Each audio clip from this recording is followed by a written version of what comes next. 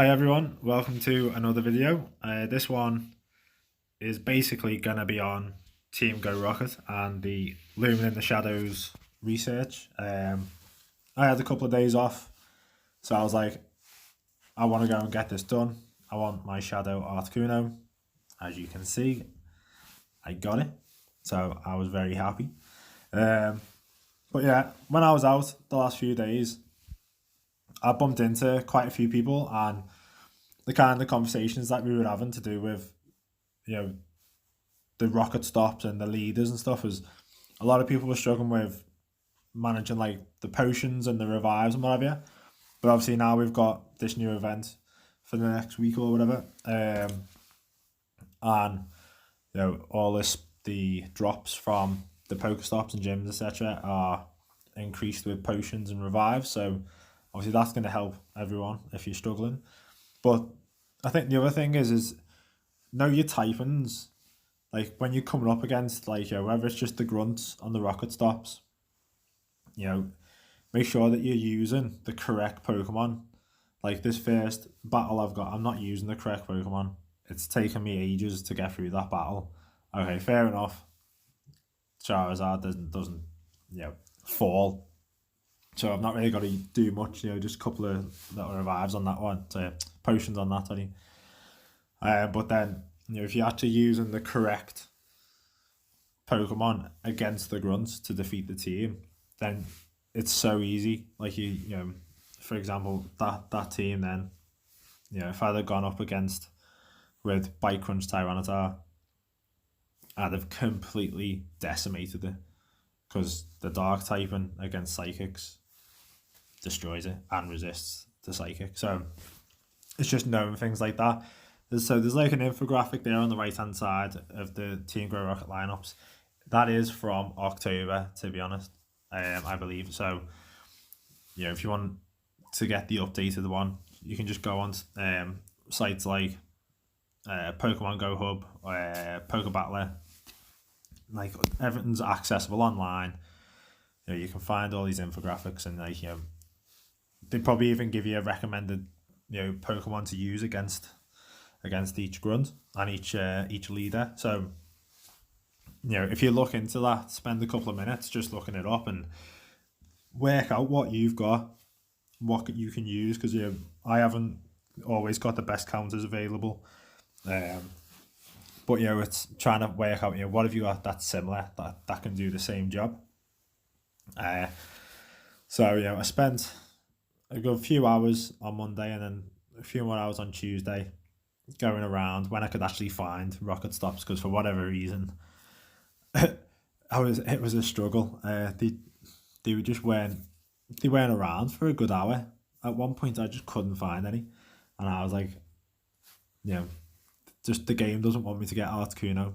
Clearly Shadow Articuno is not going to be mine. But thankfully I ran into a few more stops, and I think I was on the last two parts of Lumen in the Shadows, so I think I ended up hitting minimum 24 grunts over the 2 days, and then obviously I hit the leaders and then Giovanni as well.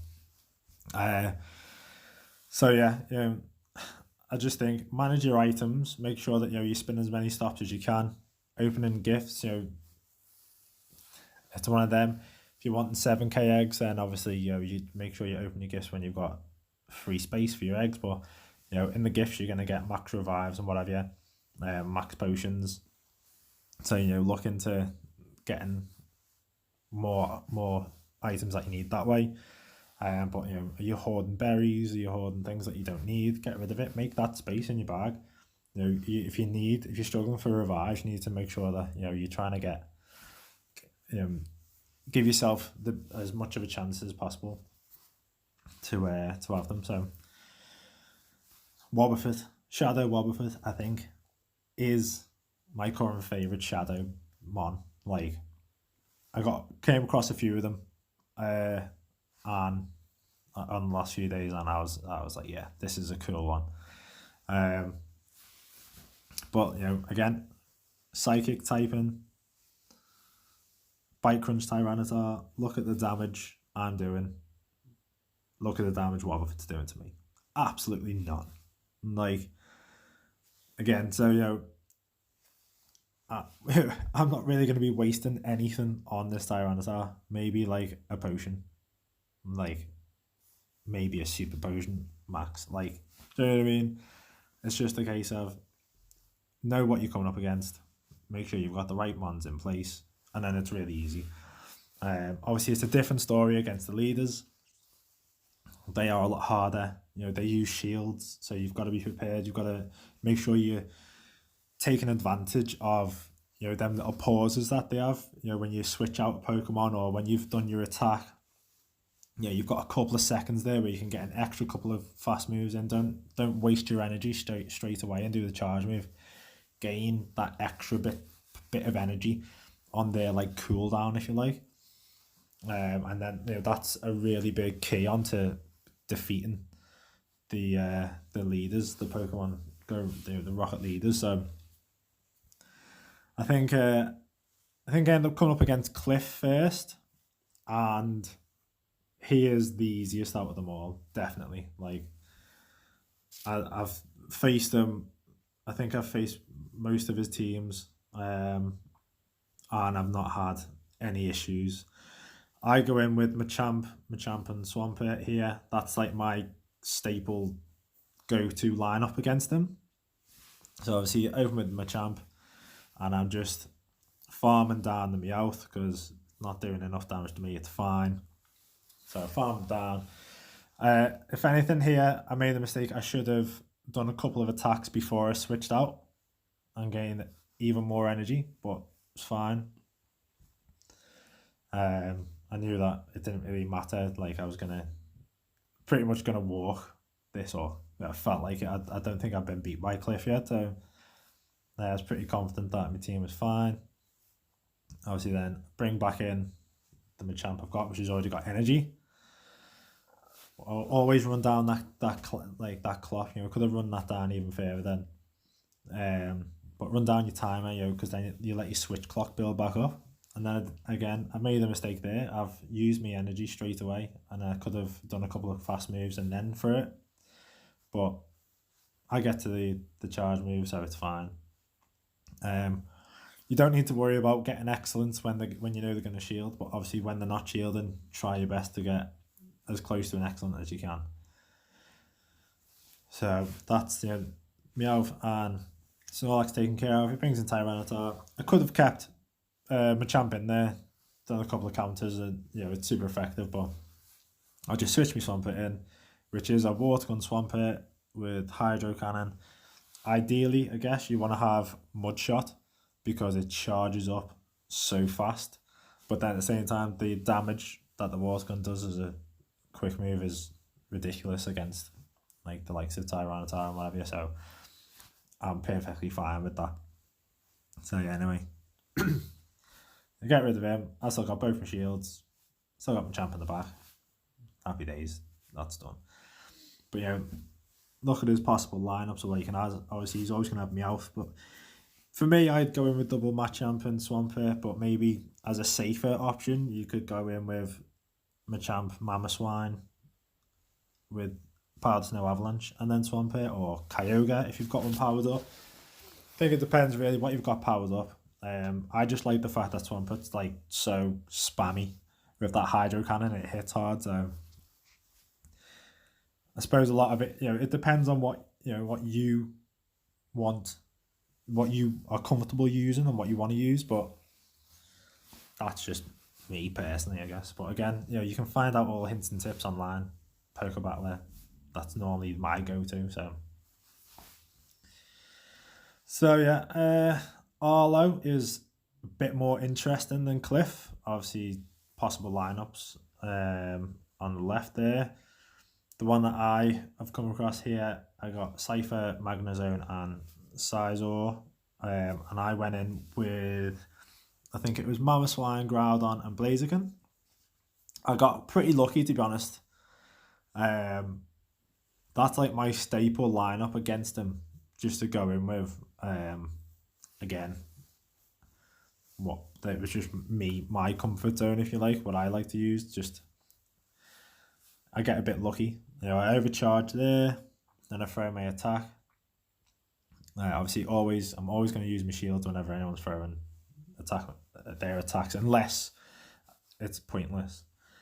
But here you see, I overcharge again a little bit, and then I hit it. I'm so low on energy, and I get really lucky here. So if you want, so I've got rid of both his shields. I'm powering up still, and then it goes to throw an attack at me. So I shield because I'm like, I've definitely got enough to get a couple of powder snows and get my attack there.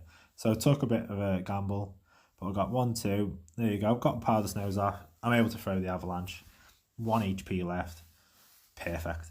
Like, Mammoth Swine's done its job. I'm happy. Scythe is down. Be simultaneously KO. That's fine.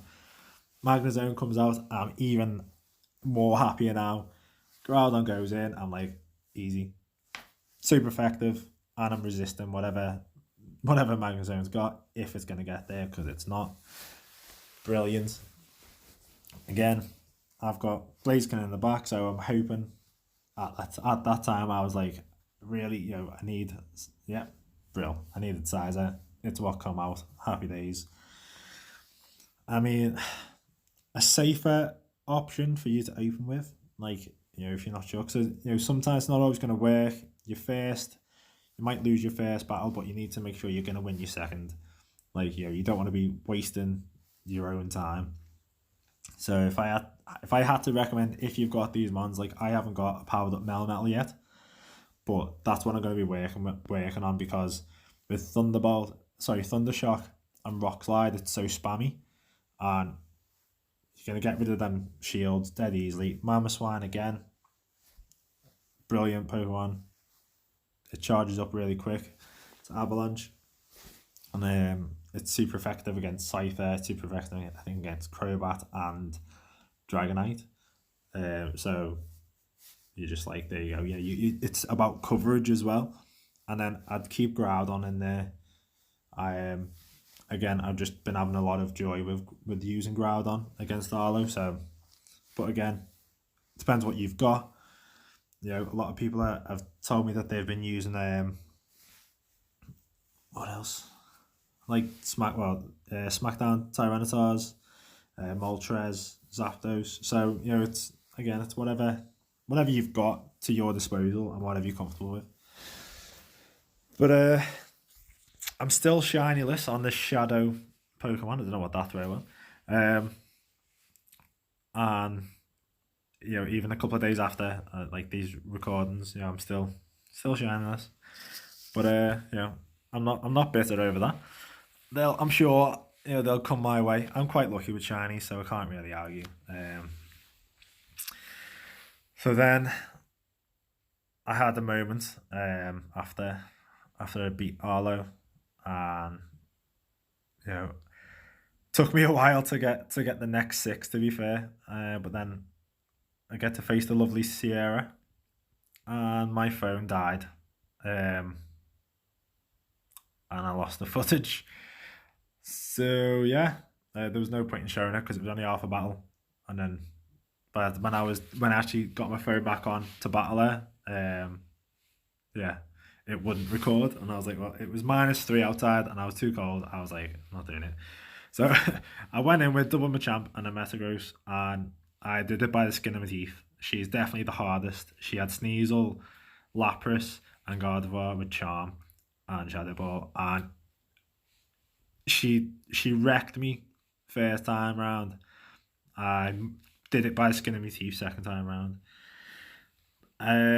As a balanced team to open against her, hoping that you don't come across Lapras and Gardevoir, which I personally think is the hardest out of a lot of the teams come across.